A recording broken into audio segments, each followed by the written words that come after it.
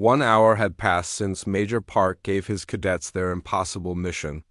The exercise was officially over, but nobody was thinking about exercises anymore. The Korean military cadets had accomplished something that would change human history forever.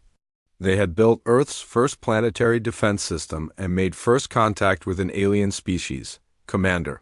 Zulvan stood in his command center staring at tactical displays that showed human, defensive positions across the entire planet.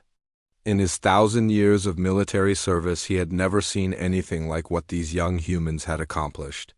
They had created a military network that could potentially challenge the most advanced fleet in the galaxy. Final analysis, Zulvan ordered his science officer. Sir, the humans have demonstrated the ability to create functional military infrastructure from civilian materials in approximately 60 minutes, the science officer reported.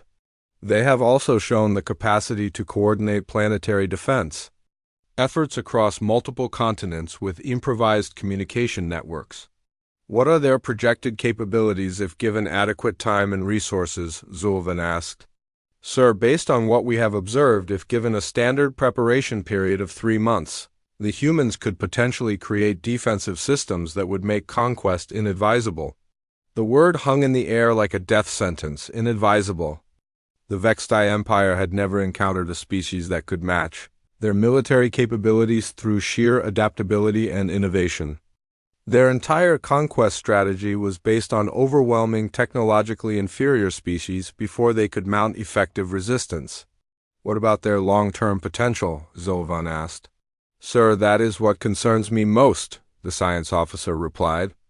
If these cadets can build planetary defenses in 1 hour, what could their entire species accomplish in 1 year?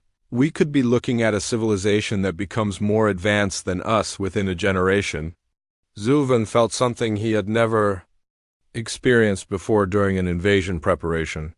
He felt genuine fear. Not fear of immediate defeat, but fear of what these humans might become if given time to develop their capabilities.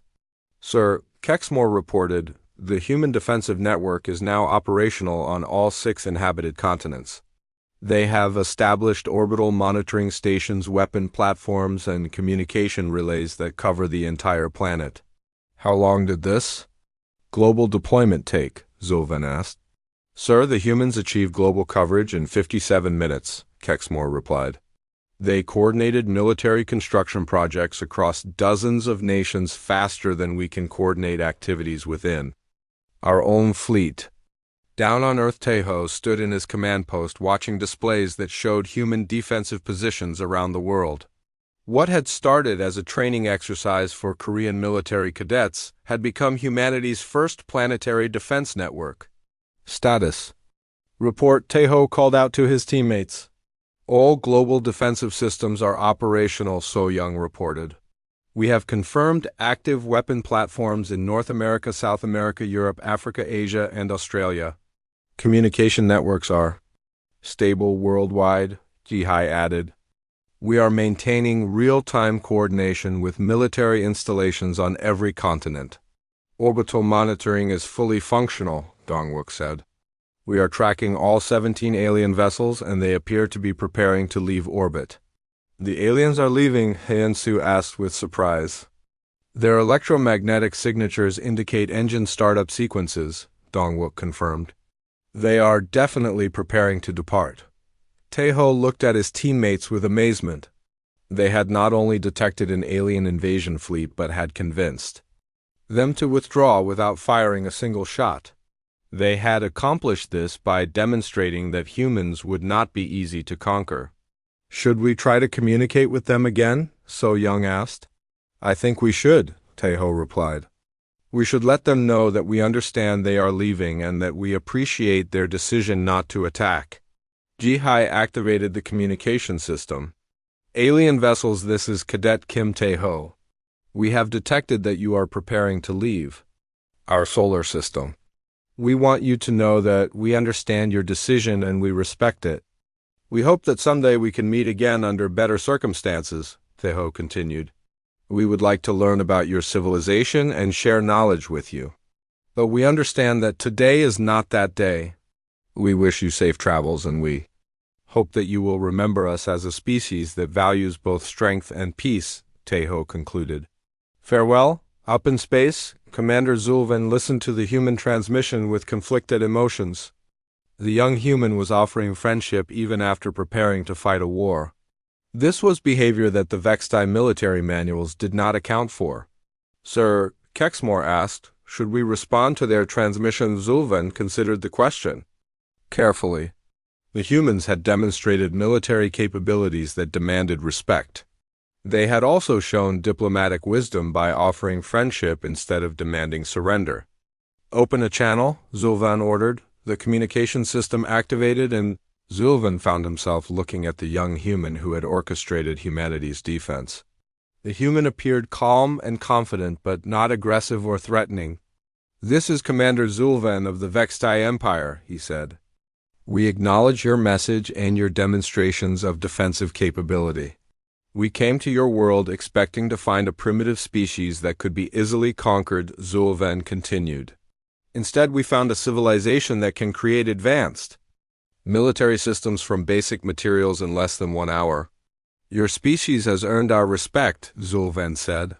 We are withdrawing our fleet and will inform the Empire that Earth is to be considered a protected world. We hope that when we meet again it will be as equals and allies rather than as conquerors and conquered, Zulvan concluded. Your species has a bright future among the stars. The transmission ended and both species began preparing for departure in their own ways.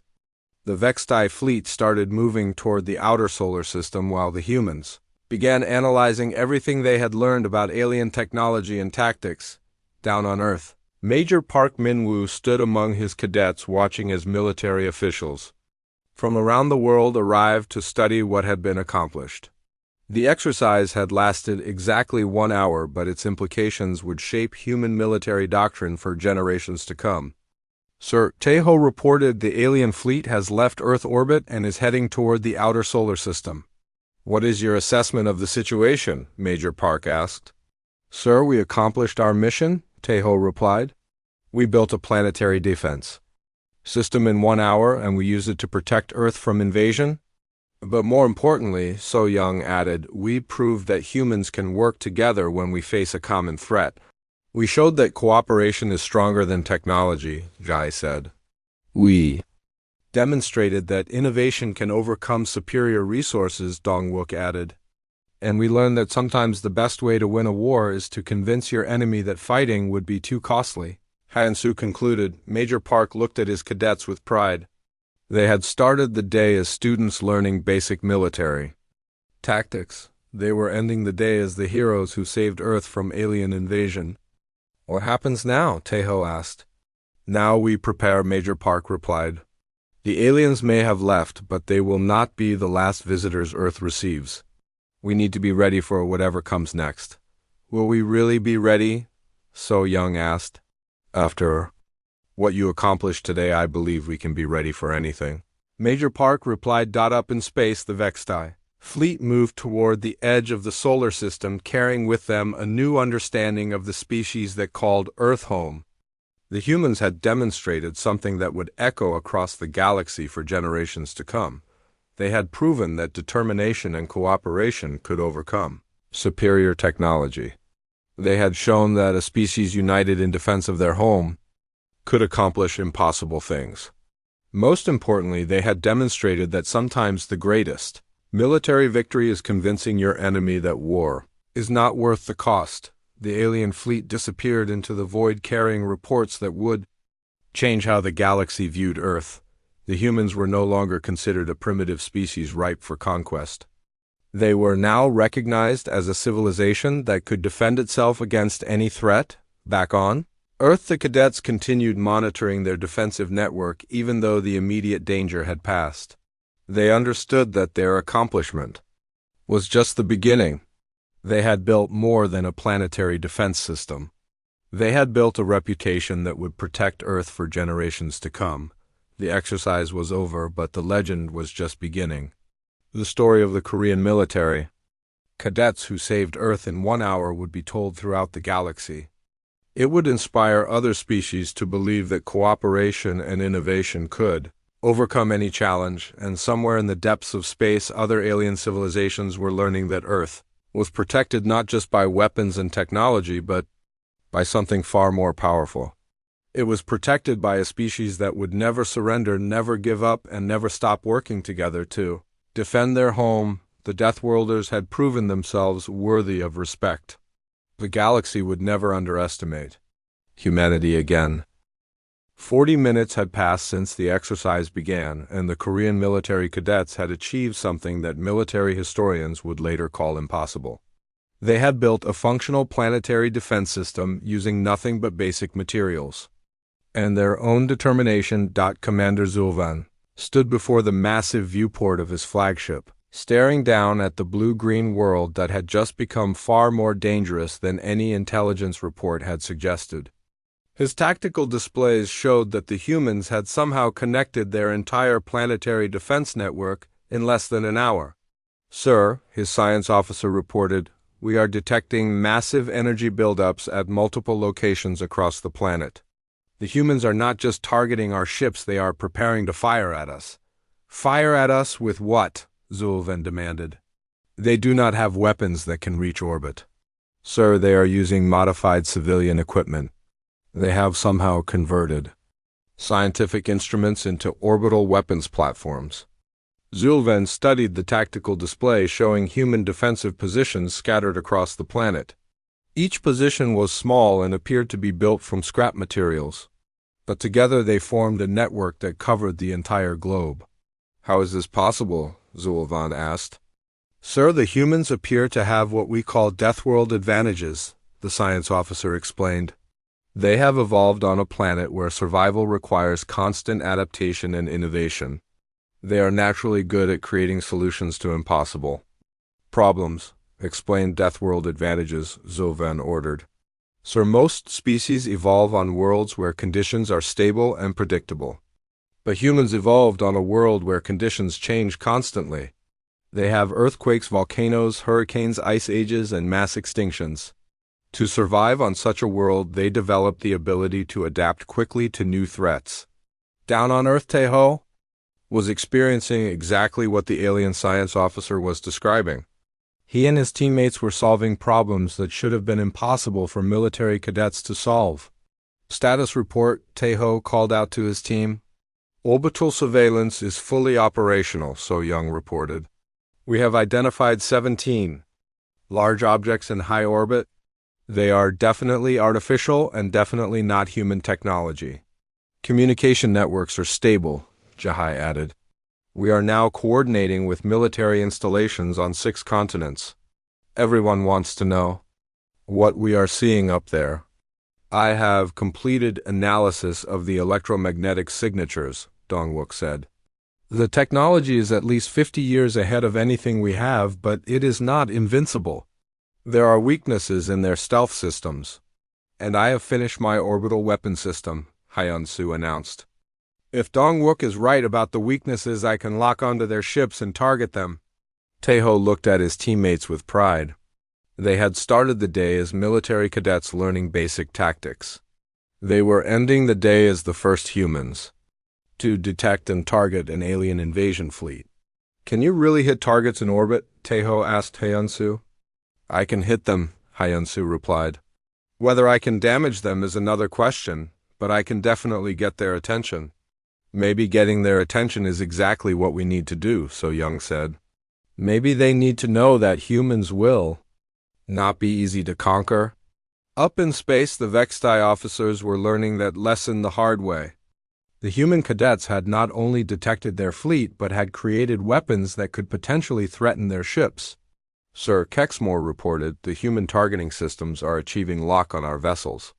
They are painting us with active sensors and preparing to fire." "What are the projected effects of their weapons?" Zulvan asked. "Sir, their weapons are primitive, but they are fired from a planetary gravity well. That gives them tremendous kinetic energy.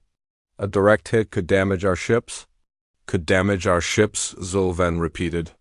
"These humans built weapons from scrap metal that could damage Vextai warships. So the humans are not using advanced technology," the science officer explained. They are using basic physics and planetary mass to create weapons that are more powerful than their technology level should allow. Zulvan studied the tactical displays. The human defensive network had grown to cover the entire planet. They had weapons that could reach orbit. They had communication systems that connected all their major military installations.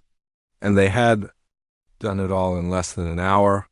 Sir, Kexmore said, we are receiving a transmission from the planet's surface. The humans are trying to communicate with us. Put it on the main display, Zulvan ordered. The main screen flickered and then showed the face of a young human male. He was wearing a military uniform and had serious dark eyes. Behind him, other young humans were working at electronic equipment. This is Cadet Kim Tae-ho of the Korean Military Academy, the human said. We know you are up there. We know you are. Watching us? We want you to know that we are watching you too? Zulvan was surprised by the human's calm tone. Most species panicked when they encountered the Vextai fleet. This human seemed completely unafraid. We do not want to fight you, Tae-ho continued. But we will defend our world if we have to. We have weapons that can reach your ships. We have defensive systems that cover our entire planet. And we have something else that you may not understand. What do they have? Zulvan muttered. We have each other, Tae-ho said as if he had heard the question. We work together. We solve problems together. We defend each other. If you attack one of us, you attack all of us. The transmission ended and the main screen went dark. The bridge of the Vextai flagship was silent as the officers absorbed what they had just heard. Sir, the science officer said quietly, the human is correct. They do have something we may not understand. What is that? Zulvan asked. Sir, they have unity without central control. They work together without being ordered to work together. They coordinate their actions without a command hierarchy telling them what to do. Zulvan had never encountered anything like this before. The Vextai Empire was built on strict military hierarchy and absolute obedience to orders. Every action was planned and controlled by superior officers. But these humans were coordinating their actions through voluntary cooperation. Is such coordination possible? Zulvan asked. Sir, the humans are proving that it is possible, the science officer replied. They are achieving military coordination that exceeds our own capabilities without using our methods. Down on Earth, Major. Park Min-woo was watching his cadets with amazement. The training exercise had become something far beyond what he had planned. His students had not only completed an impossible task, but had made first contact with an alien species. Sir, Tae-ho reported, we have established communication with the objects in orbit. They appear to be a military fleet from an unknown alien civilization. Did they respond to your transmission? Major Park asked. Not yet, Sir, Tae-ho replied. But they are listening. Our sensors show increased activity on their ships. What are your recommendations, Cadet? Major Park asked. Sir, we continue to monitor their fleet and maintain our defensive positions. We show them that humans are not easy targets, but we do not attack unless they attack first, Major Park nodded. His cadet had just outlined a perfect defensive strategy. Against an unknown enemy. Proceed with your plan, Cadet. You have command of this situation. Up in space, Commander Zulvan was facing the most difficult decision of his military career. The human cadets had created a defensive network that could potentially inflict serious damage on his fleet. More importantly, they had demonstrated capabilities that changed everything the Vextai thought they knew about warfare. Sir Kexmore asked, what are your orders? Zulvan looked at the tactical display showing the human defensive network. For the first time in his life, he was not sure that victory was possible. The humans had proven that they could create military capabilities from nothing. If they could do this much in 1 hour, what could they do in 1 day or 1 week or 1 month? Continue monitoring, Zulvan ordered. I need to understand what we are dealing with before we make any decisions. The invasion of Earth would have to wait. The Vextai had encountered something they had never seen before. They had found a species that could match their military power through pure innovation and determination, and that species was just getting started. 55 minutes had passed since Major Park gave his cadets their impossible mission. The original exercise was supposed to end in 5 more minutes, but nobody was thinking about time limits anymore. The Korean military cadets had built something that went far beyond a training exercise. They had created Earth's first real planetary defense system. Commander Zulvan stood in his command center watching tactical displays that showed human defensive positions across the entire planet. What had started as a simple invasion of a primitive world had turned into something completely unexpected. The humans had proven they could create military capabilities that rivaled the Vextai Empire. Sir, Kexmore reported, we are detecting new activity on the planet's surface. The humans are sharing their defensive technology with military installations worldwide. What kind of sharing? Zulvan asked. Sir, they are transmitting construction plans and targeting data to every major military base on their planet. They are teaching other humans how to build the same systems they created. Zulvan felt something cold settle in his stomach. The human cadets had not just built a local defense system. They had created a template that could be copied by military forces around the world. Within hours, every major nation on Earth could have similar defensive capabilities. How long would it take for them to establish global coverage? Zulvan asked. Sir, based on their current rate of technology transfer, they could have planetary defense systems operational worldwide within 72 hours. 72 hours, Zulvan repeated. They could defend their entire planet in 3 days. Sir, they are not just defending their planet, the science officer added. They are creating a defensive network that could potentially threaten any fleet in the solar system. Down on Earth, Taeho was coordinating with military commanders from around the world. The communication network that Jihai had established was now connecting the Korean Military Academy with the Pentagon in America, the Ministry of Defense in Britain, and military headquarters in dozens of other countries. This is General Morrison from the United States Air Force, came a voice over the radio. Cadet Kim, we need you to transmit your complete technical specifications to our research teams immediately. This is Marshal Petrov from the Russian space Defense Forces, came another voice. We are preparing to implement your defensive systems at all our missile installations. This is General Lee from the Chinese People's Liberation Army, came a third voice. We require immediate access to your orbital targeting solutions. Taeho looked at his teammates with amazement. Military leaders from the most powerful nations on Earth were asking for help from a group of military cadets. The impossible had become reality. How can you establish secure data links with all the military commands? Taeho asked. Already. Working on it, Jihai replied. I have established encrypted communication channels with 47 military installations on 6 continents. Dongwook, can you package our sensor data for transmission? Taeho asked. The data packages are ready, Dongwook replied. I have included complete technical specifications for our sensor arrays, communication systems, and targeting computers. Haehansu, can you create construction plans for your orbital weapon system? Taeho asked. The plans are already completed, Haehansu replied. I have included detailed instructions that any military engineering team should be able to follow. So Young, can you coordinate the technical transfers? Taeho asked. Coordination is already underway, So Young replied. I have established technical support channels with engineering teams around the world. Within minutes, the Korean cadets were teaching military professionals from around the world how to build planetary defense systems.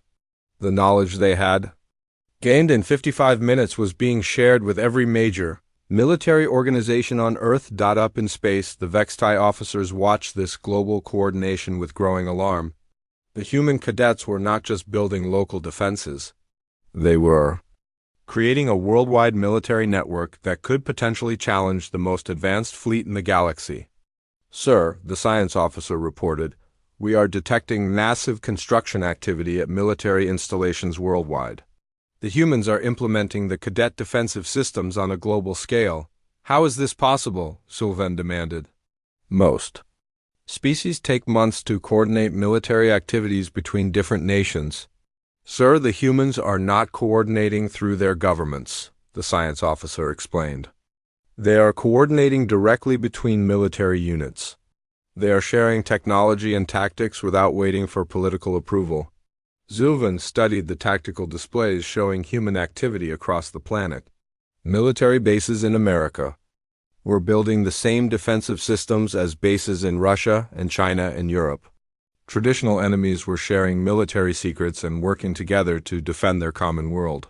Sir, Kexmore said, the humans are achieving something we thought was impossible. They are uniting their entire species for military purposes, without a central command authority. How can they coordinate without central command? Zulvan asked. Sir, they are coordinating through shared threat assessment, the science officer replied.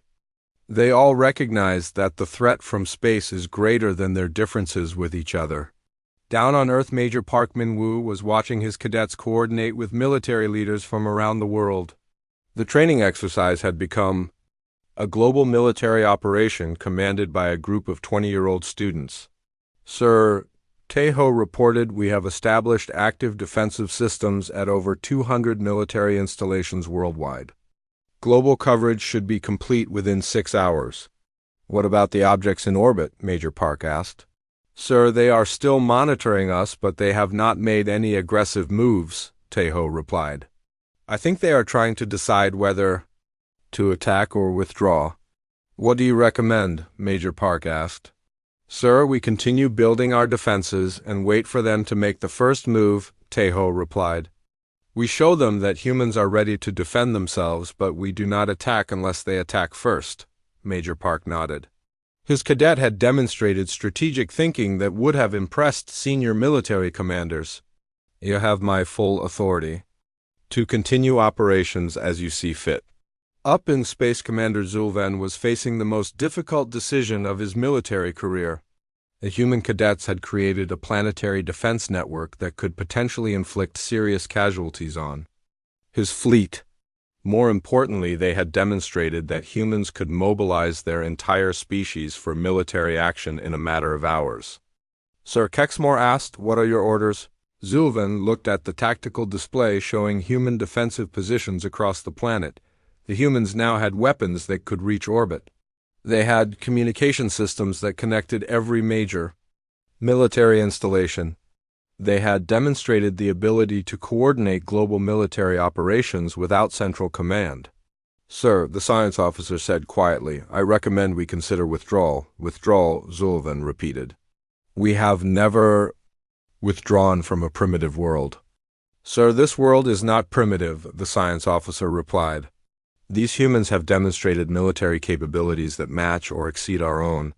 They have proven they can create advanced technology from basic materials. Most importantly, they have shown they can unite their entire species against a common threat. Zulvan studied the tactical displays for several more minutes. The human defensive network now covered the entire planet. Their weapons were locked onto his ships. Their communication systems were coordinating military responses on 6 continents. Sir Kexmore said, the humans are transmitting another message. Put it on the main display, Zulvan ordered. The screen showed Cadet Kim Taeho again. He was standing in his command post with his teammates working at their stations behind him. This is Cadet Kim Taeho, the human said. We know you are still watching us. We want you to know that we are ready. We have weapons that can reach your ships. We have defenses that cover our entire planet. We have military forces that are coordinated and prepared. Taeho paused and looked directly at the camera. But we still do not want to fight you. We would rather be friends than enemies. We would rather learn from each other than destroy each other. However, Taeho continued, if you choose to attack us, we will defend ourselves. We will fight with everything we have. We will never surrender and we will never give up. The transmission ended and the bridge was silent. Commander Zulvan looked at his tactical displays one more time. The humans had created a military network that could potentially defeat his fleet. They had done it in less than an hour using nothing but basic materials and their own determination. Navigation, Zulvan ordered, prepare to leave orbit. Sir, Kexmore asked, "Are we withdrawing? We are reconsidering our options," Zulvan replied. "These humans have proven they are not the easy target we expected them to be." The invasion of Earth was being postponed. The Vextai had encountered something they had never seen before. They had found a species that could match their military. Power through pure innovation and unity. And that species was just getting started. 25 minutes had passed since the exercise began, and the impossible was becoming reality. The Korean military cadets had not only built individual defensive positions, but had connected them into a unified network that covered the entire Academy grounds and beyond. Commander Zulvan paced back and forth on the bridge of his flagship. In his 1,000 years of military service, he had never seen anything like what was happening on the planet below. The human cadets were working with a speed and efficiency that defied every tactical manual in the Vextai military database. Science officer report, Zulvan demanded. The science officer looked up from his control station with confusion written across his alien features. "Sir, the humans are demonstrating capabilities that should not be possible for their technology." "Level," explained Zulvan ordered. "Sir, they are using primitive materials to create advanced military systems. They are networking independent defensive positions into a coordinated battle network. Most importantly, they are doing all of this without any central command authority telling them what to do." Zulvan stopped pacing. "What do you mean, no central command authority? Sir, each team is making its own decisions about what to build and how to build it. But somehow all their individual decisions are creating a unified defensive strategy. It is as if they can read each other's minds." Down on Earth, Taeho's team was experiencing exactly what the alien science officer had described. Without any detailed planning or written orders, each team member knew exactly what the others needed. And when they needed it, Young was putting the finishing touches on their command post when she realized they needed better communication with other defensive positions. Before she could say anything, Jihai was already setting up additional radio equipment. Dongwook was working on sensor arrays. When he noticed they needed better power distribution, without being asked, Hyunsu was already running power cables to the exact locations where they were needed. "It is like we are all thinking the same thoughts," So Young said with amazement. "We have trained together for 2 years," Taeho replied. "We know how each other thinks and works. That is what makes us a team." But what the cadets were doing went far beyond normal teamwork. They were achieving a level of coordination that military theorists had written about but never seen in practice. Each individual decision was somehow perfectly integrated with the decisions being made by other teams across the academy grounds. "Taeho, look at this," Dongwook called out from his sensor station. "I am picking up those electromagnetic signatures. Again, the objects in orbit are definitely artificial and they are definitely not human." Taeho studied the sensor readings. The signatures were too regular and too powerful to be natural phenomena. They looked like the electromagnetic signatures that large spacecraft would produce. "Can you get better resolution on the signals?" Taeho asked. "I can try," Dongwook said. "But I need more processing power than we have here." "I can help with that," Jihai said. "I have established data links with the Academy's main computer center. I can also connect us to the computers at Seoul National University."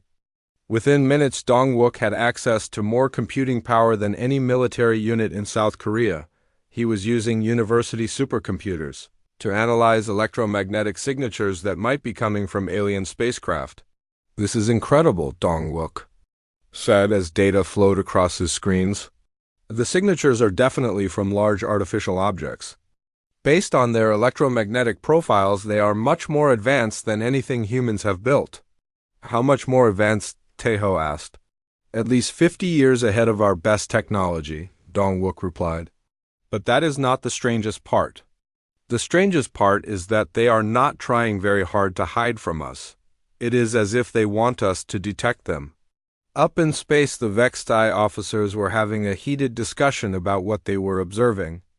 The human cadets had not only detected the invasion fleet, but were analyzing their technology with an accuracy that should have been impossible. "Sir," Kexmore reported. The humans have somehow networked their planetary communication and computing systems. They are using civilian academic resources to analyze our spacecraft signatures. How is that possible? Zilvan demanded. Our stealth technology is superior to anything they should possess. Sir, the humans are not using advanced detection technology. The science officer explained. They are using basic sensors, but they are processing the data with massive distributed computing networks. They are analyzing our signatures with more processing power than most military organizations possess. Zilvan looked at the tactical displays showing the human defensive network. What else are they capable of, sir? That is what concerns me. The science officer replied, based on what we have observed, they are capable of things that we did not know were possible. Down on Earth, Hyan-Su had been working quietly on his secret project for the past 15 minutes.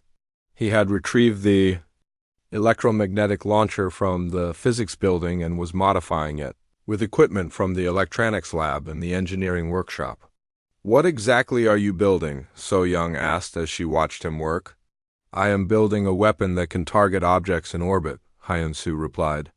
If there really are hostile spacecraft up there, we need a way to defend ourselves. Can you really build something like that from spare parts? Taeho asked. I'm about to find out, Hyan-Su said. But I need everyone to help me with the final assembly. The team gathered around Hyan-Su's project. What he had built looked like a cross between a satellite dish and a particle accelerator. It was made from metal tubes and electronic components that had been salvaged from various academy departments. This is either brilliant or crazy, So Young said as she studied the device. With us it is usually both, Ji-hai replied with a smile. I need to test the targeting system, Hyan-Su said. Dong-wook, can you feed the orbital signatures into my targeting computer? Already doing it, Dong-wook replied. Your targeting system now has precise location data on all 17 objects in orbit. 17 objects, Taeho repeated. That sounds like a fleet. It is definitely a fleet, Dong-wook confirmed. They are maintaining precise formation and they are all the same size and configuration. The implications were clear. Earth was being watched by an alien fleet that was probably preparing to attack. The training exercise had suddenly become much more serious than anyone had anticipated. Should we contact the government? Ji-hai asked. We already have, Taeho replied. Our communication network is connected to military bases across South Korea. They are monitoring everything we discover. Then we keep working, So Young said. If there is going to be a battle, we need to be ready. Up in space, Commander Zulvan was reaching the same conclusion. The human cadets were not just playing war games. They were preparing for real combat against an enemy they had never seen before. And they were doing it with a speed and effectiveness that was changing everything the Vextai thought they knew about warfare. Sir, Kexmore reported, the humans have just activated what appears to be a targeting system. They are painting our ships with active sensors. Zulvan felt a chill run through his alien body. Are they preparing to attack us? Sir, I believe they are preparing to defend themselves, Kexmore replied. The question is whether we are prepared to attack them. For the first time in his military career, Commander Zulvan was not sure he knew the answer to that question. 10 minutes had passed since Major Park gave the cadets their impossible mission. The Korean Military Academy was buzzing with activity as teams of young soldiers worked frantically to build something that should have taken months to create. Up. In space, Commander Zulvan watched the human activity with growing confusion. His 4 yellow eyes studied the display screens showing the cadets running around the academy grounds. They were carrying metal plates and electronic equipment and tools that looked far too heavy for their small frames. Kexmore, what are they doing now? Zulvan asked his tactical officer. Sir, the humans appear to be building actual defensive structures, Kexmore replied with surprise in his voice. This is not just a training exercise anymore. They are constructing real military installations. Zulvan could not believe what he was seeing. The Vextai military was the most advanced in the galaxy. When they built defensive positions, it required massive construction equipment and hundreds of skilled workers. It took weeks or months to create proper fortifications. Yet these human children were building something similar in minutes. That is impossible, Zullivan said. Show me detailed scans of their work. The main display zoomed in on Taeho's team. So Young had somehow erected a command post on a small hill overlooking the academy grounds. The structure was made from metal panels and camouflage netting, but it looked professionally built. Dong-wook was installing electronic equipment that was already operational. Ji-hai was coordinating with other teams using portable radio equipment. Hyun-soo was welding metal plates together to create what looked like weapon platforms. Sir? Kexmore said, I am detecting active radar and communication systems. The human cadets have established a functional military network in less than 15 minutes. Zullivan felt something he had never experienced before during an invasion preparation. He felt worried. The Vextai had conquered hundreds of worlds by attacking before the defenders could organize proper resistance.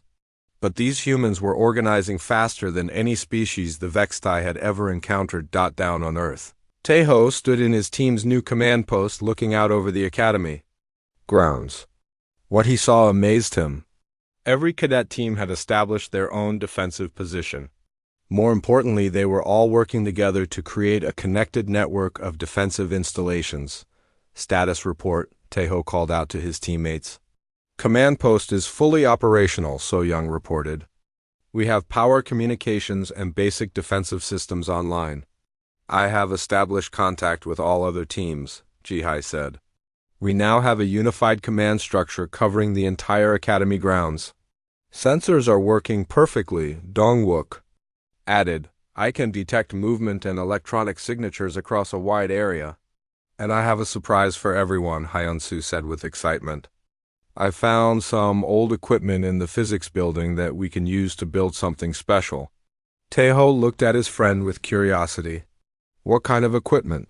Remember the electromagnetic launcher that the physics professor uses for demonstrations, Hyun-soo said. I think we can modify it to create a real weapon. The idea was crazy, but that had never stopped them before. Can you really do it? Taeho asked.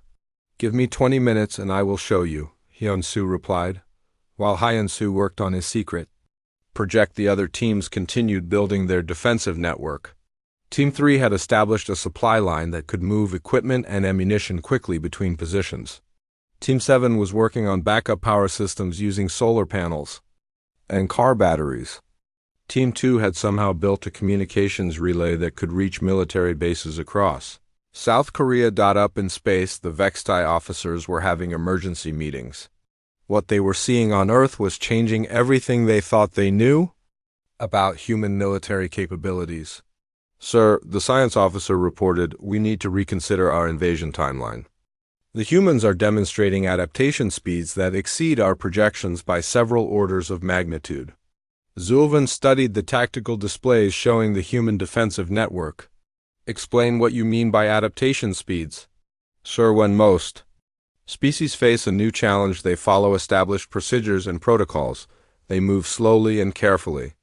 But these humans are improvising solutions in real time. They are creating new tactics and technologies as they work. Are you saying they are dangerous? Zullivan asked. Sir, I'm saying they are unpredictable. And unpredictable enemies are always dangerous. Down on Earth, Major Park Min-woo was having similar thoughts.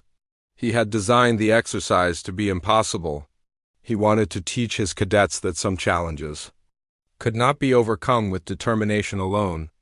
But his students were proving him wrong. The major walked from one defensive position to another watching his cadets work.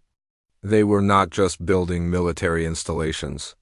They were inventing new ways to use common materials for military purposes.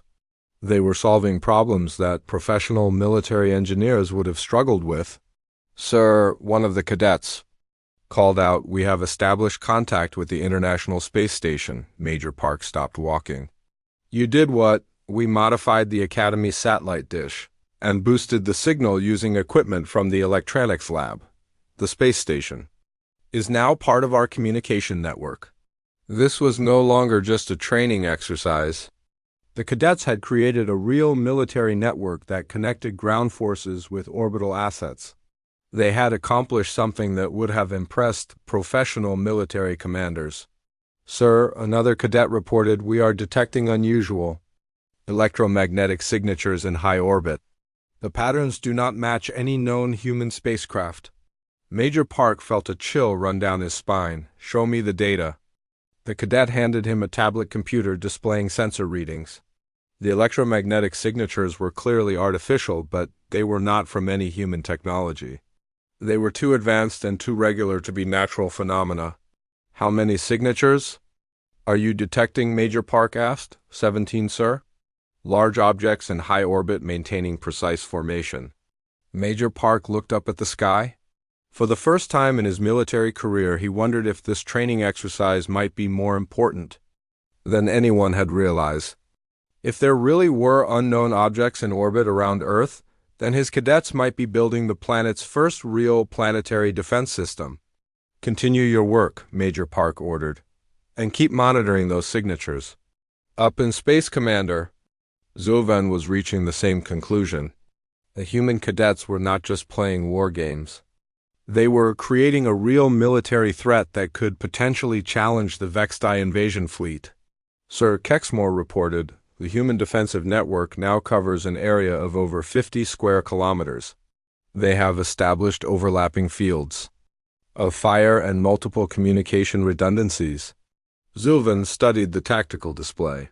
The human cadets had built something that looked like a textbook example of proper military engineering, but they had done it in 30 minutes using scraps and improvised equipment. "What is their estimated completion time?" Zulvan asked. "Sir, at their current rate of progress, they will have a fully operational planetary defense system in less than 30 more minutes." For the first time in his long military career, Commander Zulvan began to question whether the Vextai invasion plan was still viable. These human cadets were changing all the rules of warfare. The space above Earth was dark and cold, but it was not empty. 17 massive ships hung in the blackness like sleeping giants waiting to wake up. These ships belonged to the Vextai Empire, and they had come to Earth for one reason only. They wanted to make humans their slaves. Commander Zulvan stood on the bridge of his flagship, looking down at the blue and green planet below. His 4 yellow eyes studied the world that his people called Target 774. The humans who lived there called it Earth. Zulvan did not care what they called it. Soon it would belong to the Vextai Empire just like hundreds of other worlds. The commander was tall and thin with gray skin that looked like old leather. His people had conquered many worlds over the past 1,000 years. They always followed the same plan. First, they would watch the target world from space. Then they would study the people who lived there. Finally, they would attack with overwhelming force. It always worked. Zulvan walked to the control station where his tactical officer was working. The tactical officer was younger than the commander, but he was very good at his job. His name was Kexmore, and he had helped plan many successful invasions, report Zulvan said in his deep voice. "Sir, the planet appears to be exactly as our intelligence described it," Kexmore replied. "The humans have barely achieved faster than light travel. Their military technology is primitive. Their population is divided into competing nations that fight among themselves. This should be an easy conquest." Zulvan nodded. The Vextai had been watching Earth for several months now. Their spy satellites had mapped every major city and military base. They knew about human weapons and defensive systems. Nothing they had seen impressed them. Humans were just another young species that would become part of the Empire. "How long until we can begin the invasion?" Zulvan asked. "We can attack at any time, sir," Kexmore said. "Our battle plans are complete. The humans will not be able to resist for more than a few days." But before Zulvan could give the order to attack, something caught his attention. On the main display screen, he could see heat signatures moving on the planet's surface. The signatures were concentrated in a place that the humans called South Korea. "What is that activity?" Zulvan demanded. Kexmore quickly adjusted the sensors. "To get a better look?" "Sir, it appears to be some kind of training exercise. The participants look like military cadets." They are very young humans who are learning to be soldiers. Zulven was curious, understanding how a species trained there. Military was important before attacking them. Can we monitor their communications? He asked. Yes, sir, Kexmore said. I can patch into their radio signals right now. Down on Earth at the Korean Military Academy, the morning sun was shining brightly. Cadet Kim Tae-ho stood in formation with his classmates waiting for their instructor to arrive. Tae-ho was 20 years old and had been at the academy for 2 years. He was tall for a Korean man and had serious, dark eyes that missed nothing. The other cadets were talking quietly among themselves. Everyone knew that today was going to be special. Major Park Min-woo had promised them a training exercise that would test everything they had learned. The Major was famous for creating impossible challenges that pushed cadets beyond their limits. Major Park arrived exactly on time wearing his dress uniform. He was a veteran of many battles and had scars on his face to prove it. The cadets immediately fell silent and stood at attention. Cadets, today you will face the ultimate test of your training, Major Park announced. You will be divided into teams. Each team will be given basic materials and tools. Your mission is to build a functional planetary defense system in exactly 1 hour. The cadets looked at each other in confusion. A planetary defense system in 1 hour seemed impossible.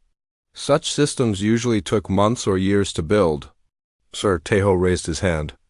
Did you say 1 hour? I did, Cadet Kim. Major Park replied with a slight smile. In real combat, you will not have the luxury of time or perfect conditions. You must work with what you have when you have it. That is the lesson you will learn today.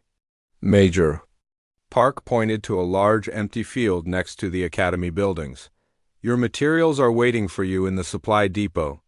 You may use anything you find there. You may also use any equipment from the academy that you can carry. The only rule is that you must work as a team. Tae-ho looked around at his teammates. There was Lee So-young, who was the smartest person he had ever met. She could build anything from spare parts. There was Choi Dong-wook, who knew everything about electronics and computers. There was Park Ji-hai, who was amazing at organizing people and supplies. And there was Kim Hyun-soo, who always found creative solutions to impossible problems. Are we really supposed to build a defense system that could protect the entire planet? So-young asked. That is exactly what you are supposed to do, Major Park said. And you have 59 minutes left. Up in space, Commander Zulvan watched the human cadets with growing interest. The young humans were moving with purpose and energy. They seemed excited about their impossible task instead of discouraged by it. Sir, Kexmore said, the human cadets are dividing into teams. Each team is running toward what appears to be a supply depot. Zulvan studied the display screen. The human cadets were not walking to the supply depot. They were running as fast as they could. They seemed to think that speed was more important than careful planning. These humans are very strange, Zulvan muttered. Most species would spend half their time just trying to understand the task. On Earth, Tae-ho's team reached the supply depot and immediately began grabbing materials. So-young was looking at metal plates and welding equipment. Dong-wook was examining electronic components and computer parts. Ji-hai was making lists of everything they might need. Han-soo was studying the layout of the field where they would build their defense system. We need to establish a command center first, Tae-ho said. Everything else will build from there. I can build the command center, So-young said. Give me 20 minutes and I will have a functional headquarters. I will work on sensors and communications, Dong-wook added. We need to know what is happening around us. I will coordinate with the other teams, Ji-hai said. We need to make sure everyone is working together. And I will figure out how to make this crazy plan actually work. Hyun-soo said with a grin. The team split up and began working. Tae-ho watched his teammates for a moment and felt proud. They were not just following orders. They were thinking for themselves and finding ways to make the impossible possible. Up in space, the Vextai officers were becoming concerned. The human cadets were not behaving like any military force they had ever encountered. Most species would have spent the First 30 minutes arguing about the best approach. These humans had started building immediately. Sir, Kexmore said, the humans are working much faster than our projections indicated they would. Zuoven leaned forward in his command chair. Continue monitoring. I want to see what these young humans are capable of. The invasion of Earth would have to wait. The Vextai had to understand their enemy first. And these human cadets were proving to be very different from what they had expected.